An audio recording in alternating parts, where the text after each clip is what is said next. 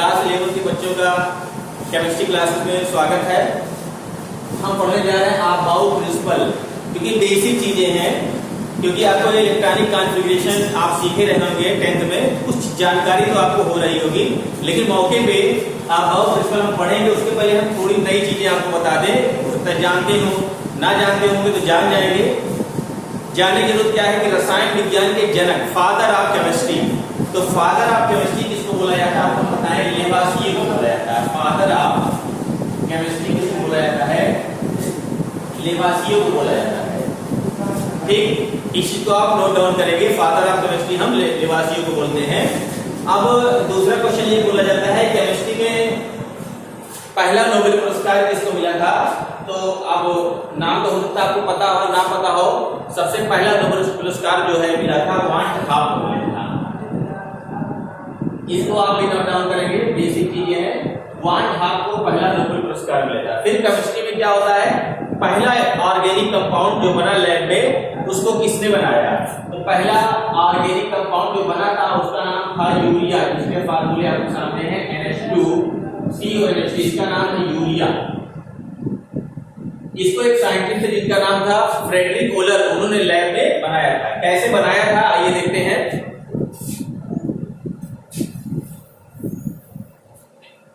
तो कैसे बनाया था, वो क्या कर रहे थे, अमोनियम साइनेट को क्या करते हैं, हीट कर रहे थे। पहले एक कॉन्सेप्ट चलता था विटल फोर्स थ्योरी, जैव शक्ति सिद्धांत। तो जैव शक्ति सिद्धांत के अकॉर्डिंग क्या था, 10th क्लास में पढ़ेंगे आप, 11th में आप पढ़ेंगे आगे चल के।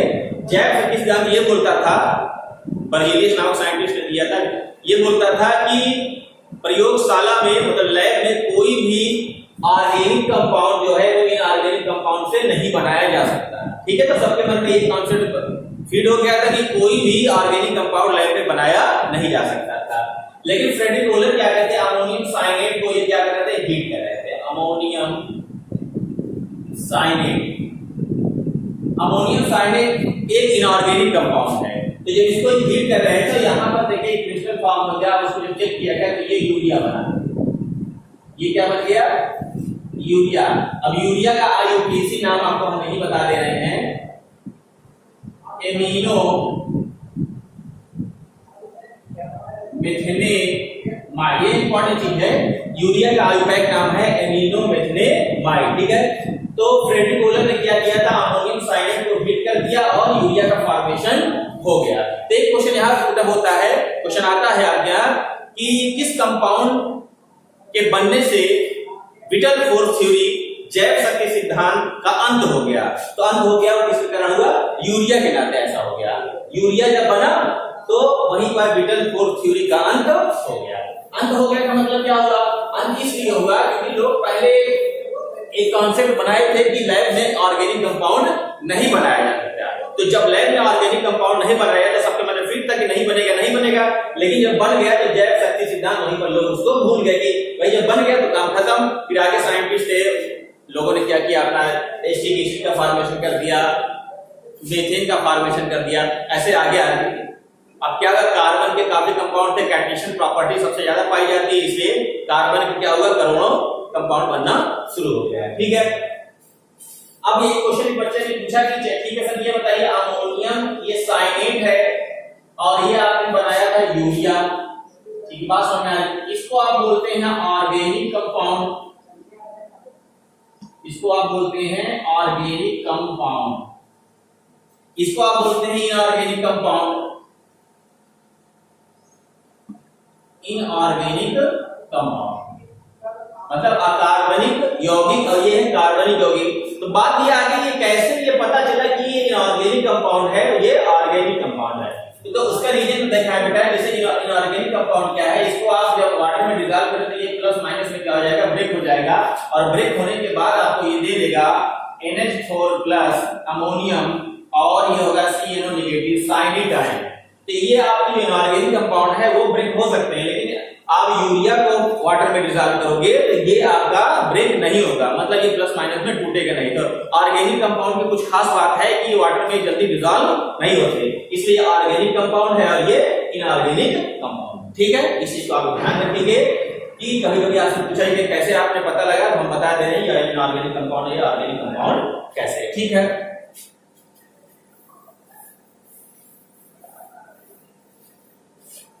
तो चलो देख लिया जाए आप बाउ प्रिंसिपल।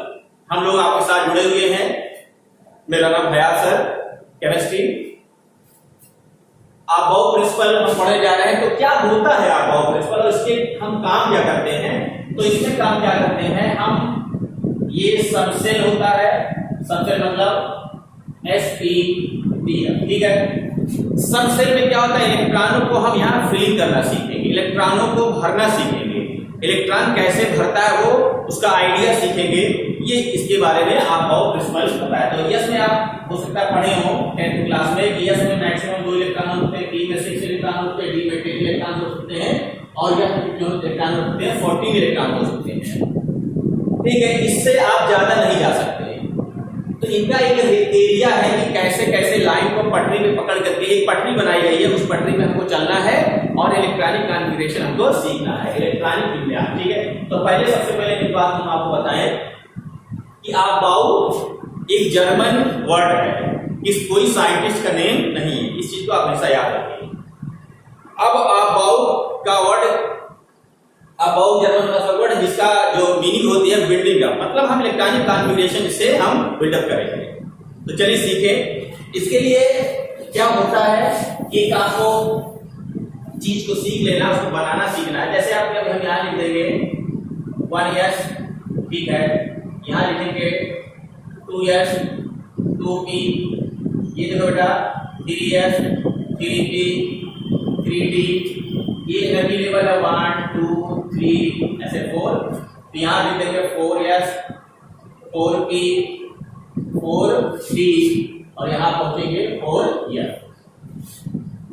5 में चलेंगे तो यहाँ लिख देंगे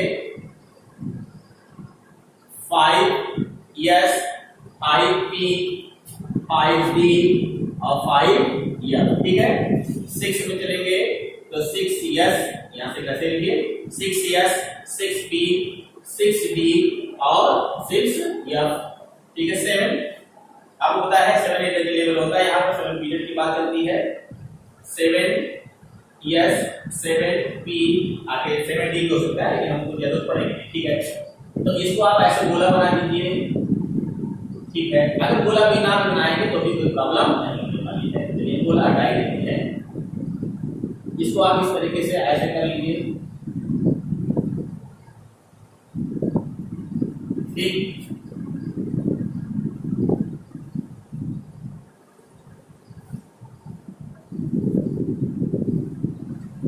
आगे इस तरीके जाएंगे हम। ये क्या है, एक एनर्जी लेवल। आप बाउ प्रिंसिपल से हमको एक चीज मिलती है, एक एनर्जी लेवल मिल जाता है। और हमारे इसको भाई बुक में आप किस तरीके बना हुआ है, ऐसे आप जाएंगे यहाँ चले जाएंगे, फिर इसके बाद इस तरीके से आप यहाँ चले जाएंगे। मतलब ये है कि आप इस एक फिगर मिल गया इस तरीके से आगे इस तरीके से आप बना लेंगे, सीख जाएंगे, ठीक। एक लाइन आपको हम बता दे रहे हैं इस तरीके से आपको, ठीक। और ये आपका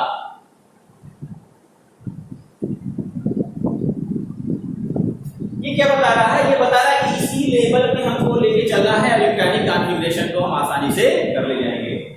तो आप क्या करेंगे, 11 के बच्चे हैं, तो आप क्या करेंगे, इसको पहले आप बनाएंगे। आप जैसे इसको बना लेंगे, क्योंकि हम इसी पटरी में दौड़ेंगे, तो इसको आप क्या करें, अपनी कॉपी में बना लेंगे, तभी सीख पाएंगे, ठीक है। तो इसको बना लीजिएगा, आप इसका स्क्रीनशॉट लीजिए, चाहे इसको वीडियो को पॉज करके इसको आप क्या करेंगे, बना लेंगे, फिर हम आगे चलते हैं।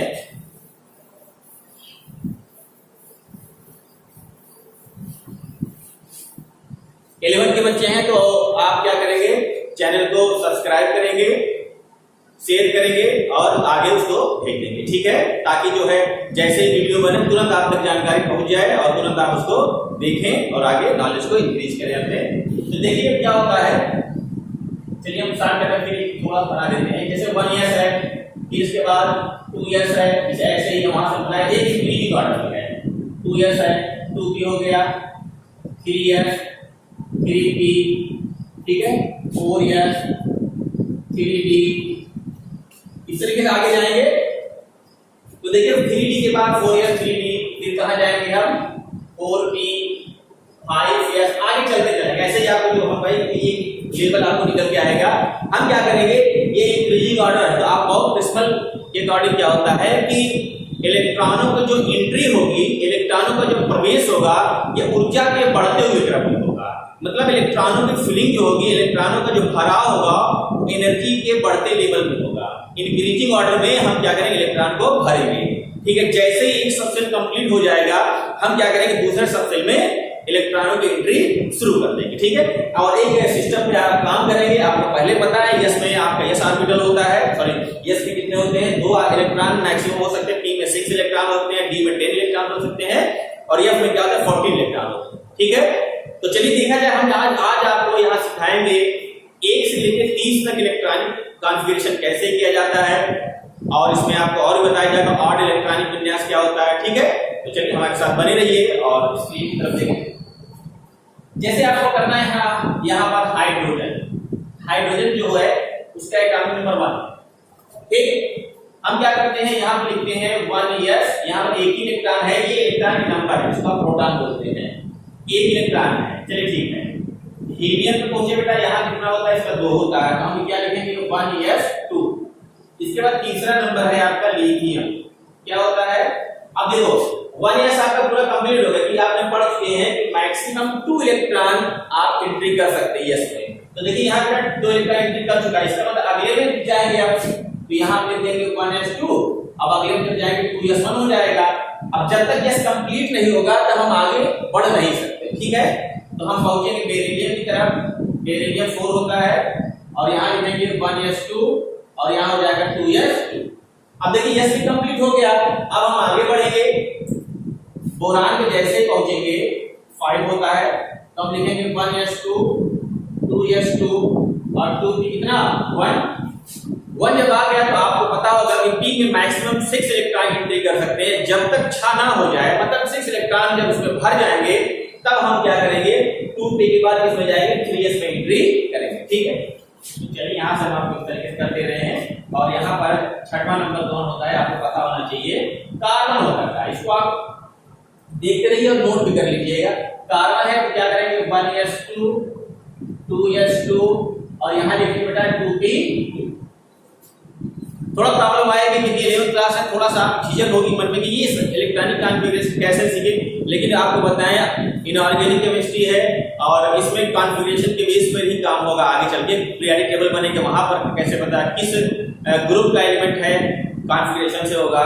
क्वांटम नंबर आइडेंटिफाई करेंगे, कॉन्फ़िगरेशन होगा, तो फिर आप बने रहिए। तो नाइट्रोजन 7 होता है, 1s2 2s2 2p3। नाइट्रोजन के रिस्पेक्ट में आपको एक बात बताएं, आप लोग खाते होंगे कुरकुरे चिप्स, ठीक है, अंकल चिप्स और गोपाल कुरकुरे, तमाम कुरकुरे की, तो उसके अंदर जो एयर भरी रहती है वो नाइट्रोजन होती है। ध्यान से सुनिए, ठीक है। और एक चीज हम क्या करते हैं, जो हम यूरिन आउट करते हैं, मतलब नंबर 1 जाते हैं, तो उसमें जो स्मेल आती है वो कौन सी गैस होती है, वो अमोनिया गैस है, ठीक है, तो उसके याद रखेंगे। आगे ऑक्सीजन, ऑक्सीजन के रिस्पेक्ट में आपको पता होगा ये प्राणवायु है, नहीं मिलेगा तो जान भी जा सकती है।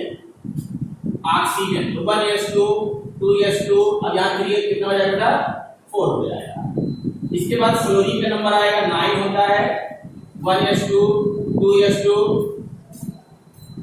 2 भी कितना होगा, 2p5 होगा। फिर हम नियान की बात करेंगे, नियान का 10 होता है, 1s2 2s2 और यहाँ पहुंच जाएंगे 2p6। अब आप देखें p में कितना होगा, p में 6 इलेक्ट्रॉन कंप्लीट हो गए। इसका मतलब p में जब 6 इलेक्ट्रॉन कंप्लीट हो गया, हम यहाँ तक जा चुके, अब हम कहाँ पहुंचेंगे, 3s में एंट्री करेंगे।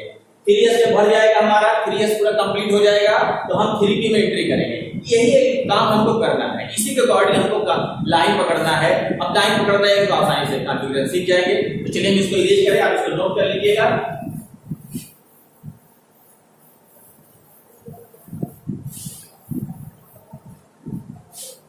चलो देखो बेटा, फ्लोरीन नियान हो गया। अब हम चलते हैं सोडियम की तरफ। सोडियम के रिस्पेक्ट में आपको बताया, सोडियम को वाटर में जब भी डालते हैं तो आग लग जाती है और हाइड्रोजन गैस इवाल्व होती है, मतलब निकलती है, गैस उड़ती है। ठीक है, आइए सोडियम कॉन्फ़िगरेशन क्या करें, उसी के आगे बढ़ेंगे।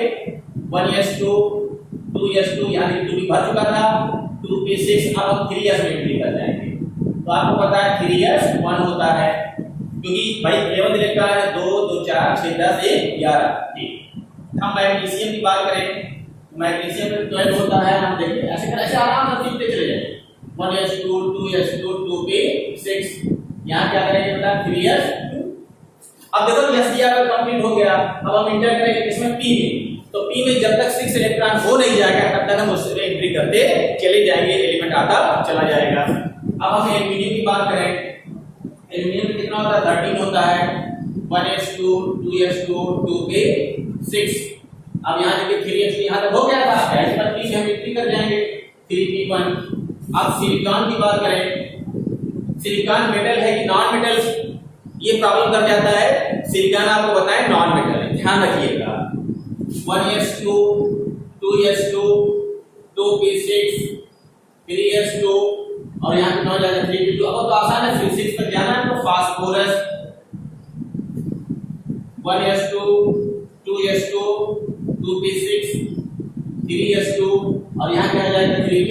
देखिए हम एंट्री करते चले जाएंगे। सल्फर की बात करेंगे, सल्फर का 16 होता है, 1s2 2s2 2p6 देखिए 3s2 और 3p कितना हो जाएगा, ये 4 हो जाएगा। तो जब 3p 4 होगा उसके बाद आप क्या करेंगे 3p5 जाएंगे 3p6 जाएंगे। ठीक है, इसको नोट कर लीजिएगा, पॉज करके वीडियो को पॉज करिएगा, उसको नोट कर लीजिएगा।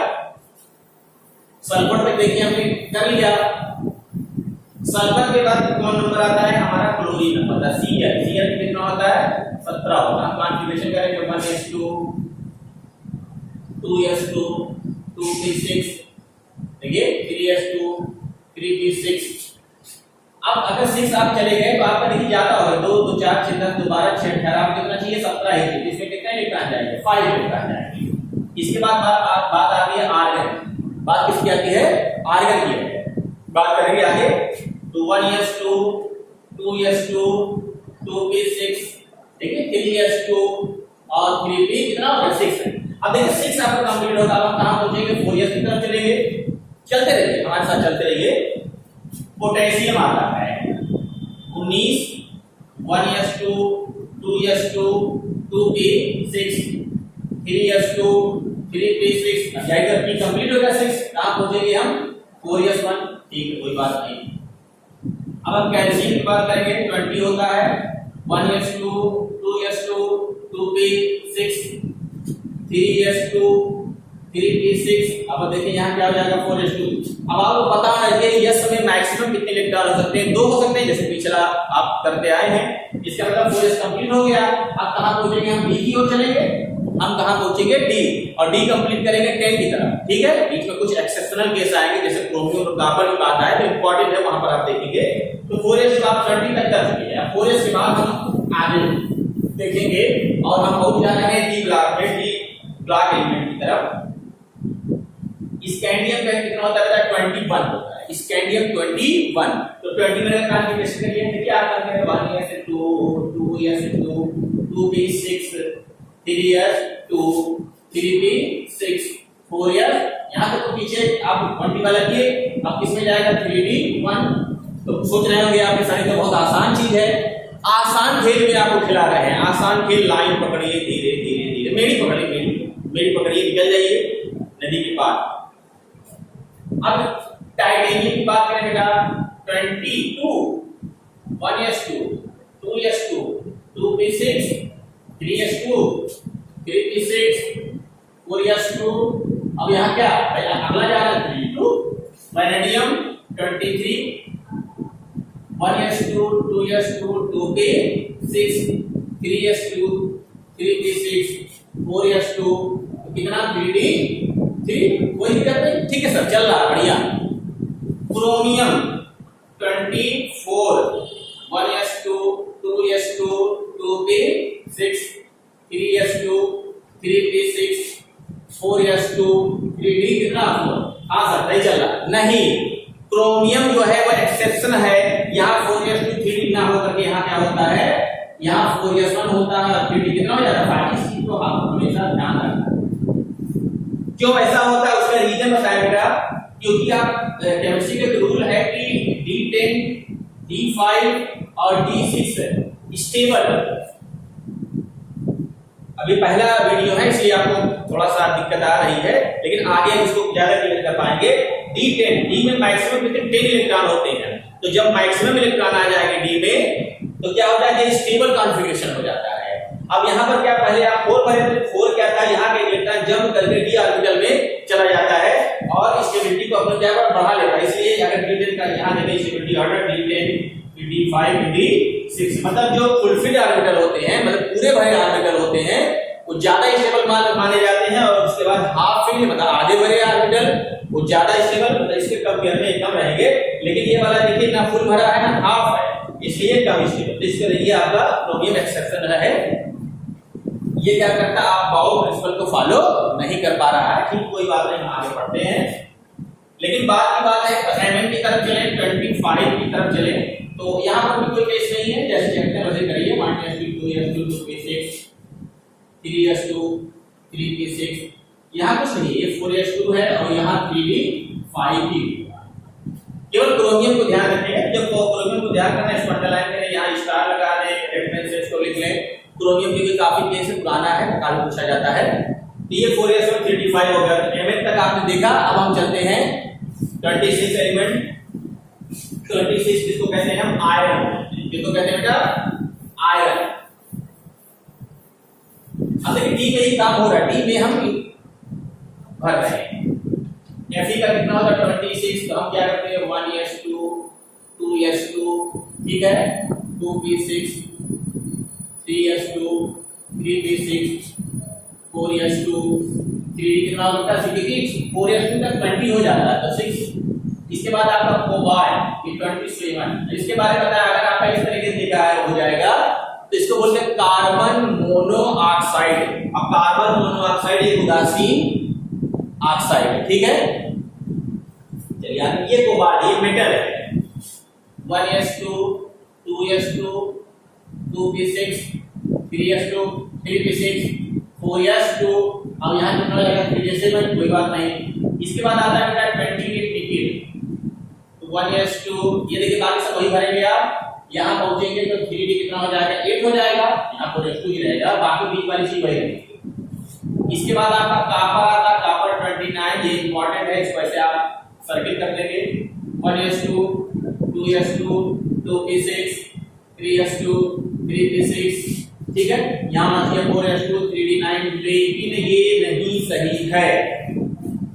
इसका मतलब इंपॉर्टेंट जो नहीं सही रहता, जो उनको फॉलो नहीं, जैसे क्लास में मान लिया 50 बच्चे हैं, 50 बच्चे में 2 बच्चे क्या हैं वो काफी दुष्ट हैं, तो लोगों क्या क्या टीचर के निगाह उसी पर रहती है क्या कर रहा था, या बहुत अच्छा बच्चा है तो उसमें केयर ज्यादा करते हैं, ऐसा नहीं है।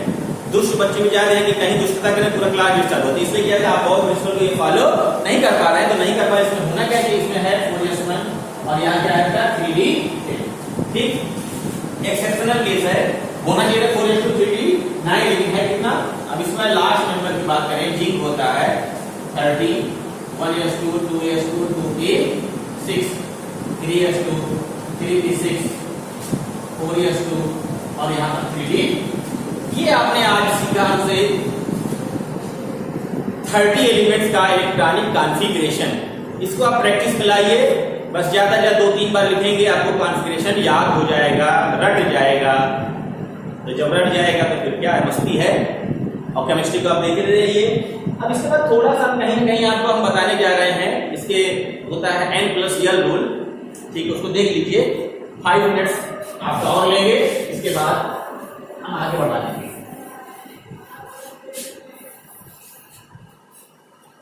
N+L, N+L, L क्या है, L क्या है, इसको हम बोलते हैं प्रिंसिपल क्वांटम नंबर, ठीक है।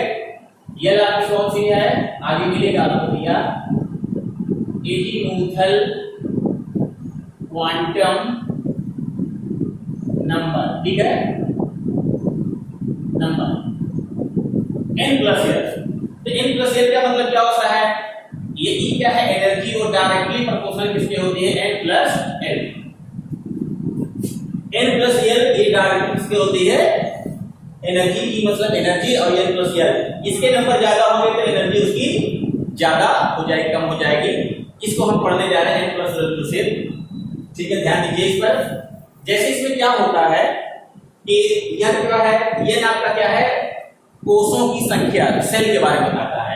यह क्या है, आपका सब सेल के बारे में बताएगा, उसको हम नाम देते हैं न्यूटन नंबर, आपको इसी चैप्टर में मिलेगा देखने के लिए, ठीक है। आगे बढ़े, जैसे अगर आपसे क्वेश्चन पूछ लिया, ये बेटा जरा बताओ 4s और 3d, वो तो रट्टा मारे इस तरीके से, जो अजगर के सांप की तरह स्टाइल हो तो याद है तो ठीक है, नहीं याद हो तो डायरेक्ट क्वेश्चन आकर तो प्रॉब्लम क्रिएट हो जाएगी। उस प्रॉब्लम को ना होने पाए तो देखते रहिए आगे, ठीक है। 4s 3d, अब आपसे पूछा जाए कि d में इलेक्ट्रॉन पहले जाएगा या 4s में जाएगा, तो यहां से आपको क्लियर होगा, ठीक है। यहां पे लिखा रहेगा बेटा n की वैल्यू होती है, तो n इक्वल टू कितना है, 4 है, यहां n इक्वल टू कितना है, 3 है। हां, ये वाले में थोड़ा सा आपको प्रॉब्लम आ रही है, तो हम यहां पर आपको दिखा रहे हैं, यहां पर आपका सबसेल, ठीक है, सबसेल मान लिया कौन आपके हैं, s है, t है, d है और f है, sp d f, ठीक, नहीं दिखा होगा, थोड़ा सा आगे लिख देते हैं, s p d और f, ये सबसेल है, और l की वैल्यूज में होती क्या है, s के लिए 0 1 2 और 3, ठीक है, इसको आपको याद रखना है। ये सबसेल, सब सेल, ठीक है। तो l की वैल्यू 0 होगी, p के लिए 1, d के लिए 2 और f के लिए 3, कितनी, l की वैल्यू। तो इसको क्या करते हैं, इस फार्मूले में पुटअप करेंगे तो एक चीज निकल के आएगा, जो इसको बता रहे हैं।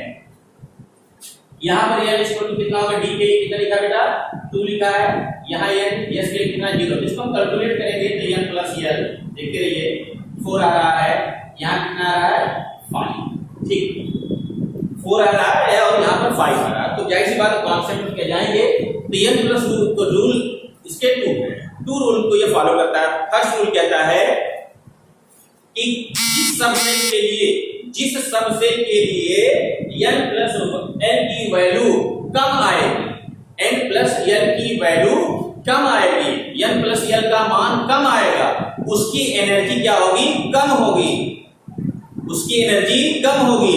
तो जिसकी एनर्जी कम होगी उसको हम क्या करेंगे, पहले इलेक्ट्रॉन भरेंगे, मतलब उसमें पहले इलेक्ट्रॉन भरेंगे, उसमें पहले इलेक्ट्रॉन को एंट्री देंगे, ठीक है। तो जाहिर सी बात है, इसमें इलेक्ट्रॉन पहले जाएगा, पहले 4s में जाएगा, फिर 3d में जाएगा, जैसा आप पढ़े, ठीक है। एनर्जी किसकी ज्यादा है, एनर्जी की बात करें तो एनर्जी आपकी 3d की ज्यादा है, 4s की कम है, तो 4s में इलेक्ट्रॉन पहले जाएगा और 3d में बाद में जाएगा। इसकी एनर्जी कम है, इसकी ज्यादा है, तो 4s में इलेक्ट्रॉन पहले एंट्री करेगा, 3d में बाद में करेगा, जैसा आप देख रहे थे जब हम 20 के बाद इलेक्ट्रॉनिक कॉन्फ़िगरेशन कर रहे थे, तो हम 4s को पहले लिख रहे थे और 3d को बाद में, हो गया। चलिए ठीक, आगे देखें। अब यहां से क्वेश्चन, तो यहां पर आपको दिया 4f, अब यहां 5d, इसका सेकंड रूल बनता है, सेकंड रूल चलता है, पहले एग्जांपल को देखें बेटा, यहां n की वैल्यू कितना है, 4 है, यहां n की वैल्यू कितना है, 5, यही n की वैल्यू होती है, आप ध्यान रखिए, यही n की वैल्यू है। n इक्वल टू अभी हमने बनाया था, अगर आपको ना समझ आए वीडियो के पीछे करके देख लीजिए, यहां n के लिए कितना होता है, n की वैल्यू 3, यहां n की वैल्यू d के लिए कितना होता है, आप इसको कैलकुलेट करेंगे, n प्लस l 7 आ रहा है, यहाँ n प्लस l भी 7 आ रहा है। यहाँ प्रॉब्लम आ गई, कम था तो ठीक है, उसकी एनर्जी कम, यहाँ तो दोनों n प्लस l की वैल्यू बराबर आ गई, तो बराबर आ गई तो आगे देख, सेकंड रूल आपके सामने, ये सेकंड रूल बोलता है कि अगर n प्लस l की वैल्यू बराबर है, अगर n प्लस l की वैल्यू आपकी वेरी करे, मतलब बराबर है, तो आप क्या करेंगे, जिस सबसेल के लिए n की वैल्यू कम है, n का मान कम है, उसकी एनर्जी कम होगी।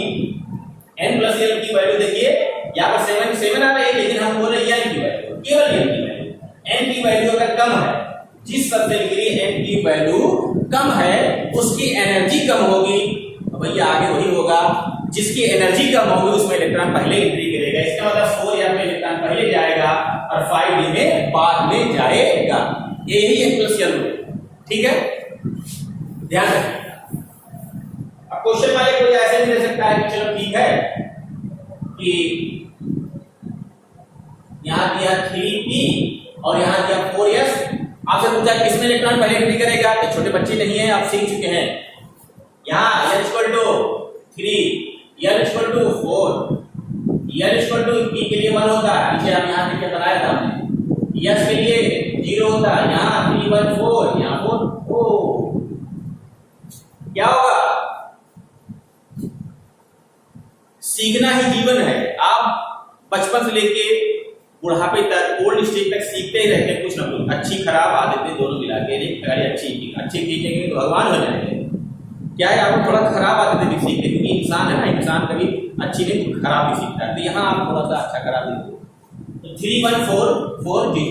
तो यहाँ पर क्या होगा, जब वैल्यू क्या हो, वैल्यू करेंगे मतलब बराबर हो गए, तो आप क्या करेंगे, जिस सबसेट के लिए n की वैल्यू कम है, यानी कि कम आ रही है, n की वैल्यू कम है, उसकी एनर्जी कम होगी और उसमें इलेक्ट्रॉन पहले एंट्री करेगा। तो क्वेश्चन अगर आ जाए कि 3p में पहले जाएगा, 4s में कोई भी दिक्कत, आप कहेंगे 3p में इलेक्ट्रॉन पहले जाएगा, 4s में उसके बाद जाएगा, और ऐसा ही हमने आपाओ प्रिंसिपल में आपको बताया है।